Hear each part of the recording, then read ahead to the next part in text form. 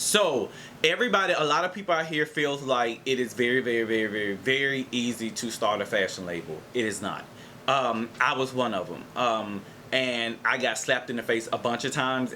What's going on, everybody? My name is Xavier Alexander here, Business Insider, and I'm here to give you all things what's real about the fashion industry pertaining to how to really start a label and how to really maneuver and be successful in this billion-dollar industry.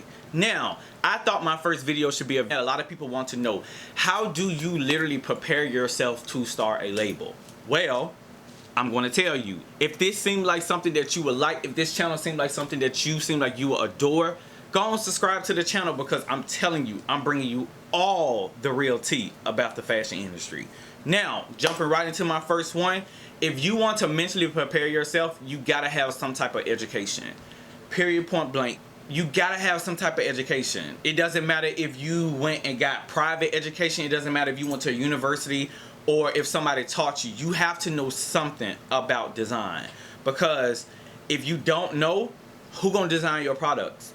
If you don't know it, are you gonna hire a freelance designer to create it? Because you can hire a freelance designer, but then also you can hire a menswear designer and you can hire a women's wear designer. Point number two is find your customer. You gotta know who you about to target. Who are you targeting? What do they do?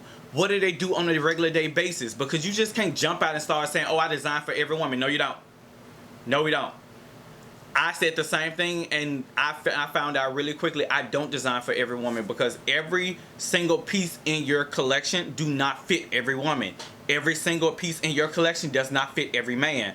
It's not going to fit every body type. It's not going to fit every breast type. It's not going to fit every hip type. So you can't say that your customer is everybody, because your customer is not everybody. So you have to really sit down and understand, what do your customer do? Who is your customer? Is he a father? Is she a mother? Is they a CEO? Do they like to go running? Do they like to jog? Do they travel a lot? What do they do? Because that's going to help you really when it comes down to designing your products and making sure that you're designing the right things for your target market. Point number three, what is your niche? What are you going to be known for? When people see your label, are they going to say, that's so-and-so label?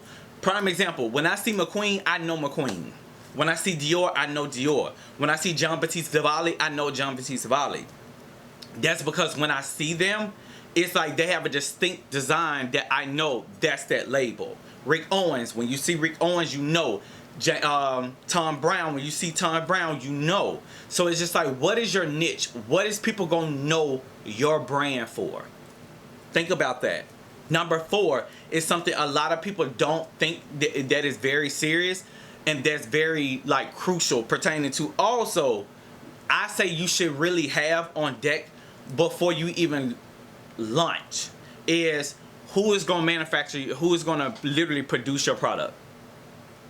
When it come down to your sales, you need to have that. You need to know that, because at the end of the day, guys, you can literally go to a buyer show, or you can literally put out a collection, and a store could literally hit you up out of nowhere. You could be, I mean, you could literally think like, oh, ain't nobody gonna hit me up. I'm nobody. Lies. My third collection that I launched, Neiman Marcus reached out to me. I was not prepared for that. Was not. I was so intimidated how many units that they told me that they had, and I literally had to tell Neiman Marcus, I'm not ready.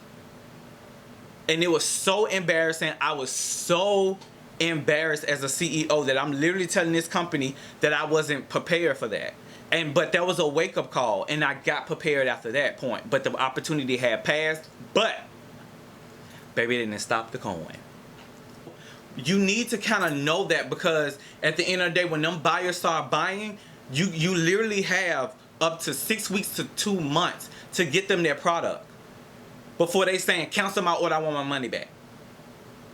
So you need to know what manufacturer you're going to use. Very important.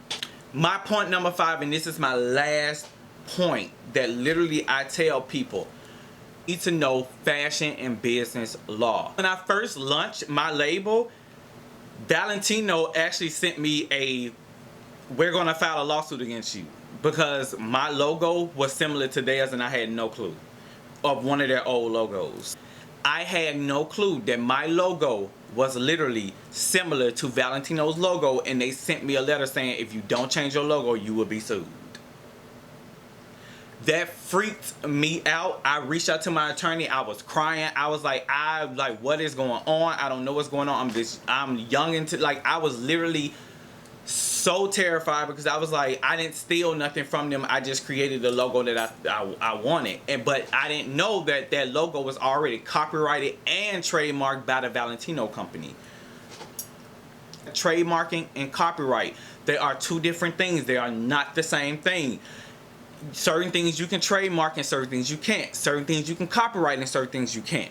So that's why I said going and finding a business and fashion attorney, it will literally help you out a lot because they can literally sit and tell you. And there are fashion attorneys. There are people out here that only deals with fashion businesses. They do exist. Going back over my points, if you want to mentally prepare yourself to be a fashion designer, people, especially for the year of 2021, these are the 5 facts you need. Number 1, you need to have some form of education. Number 2, who is your customer? Who will be your customer? Number 3, what is your niche? What are people going to know you for? Number 4, apparel and manufacturing companies. What are you going to use when it come down to them orders coming in and you got to get those orders fulfilled? Who are you going to use? Do you have them in place? And number 5, which I'm going to make, and I'm going to keep saying this on this channel because it's very important. Fashion and business law, my people. We have to know it because at the end of the day, you got to make sure that you're running your company successful.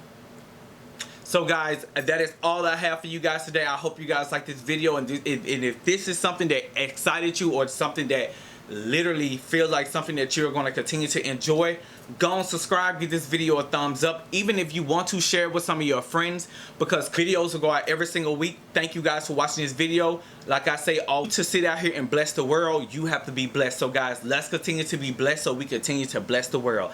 Bye guys. I hope y'all have a blessed one. Bye.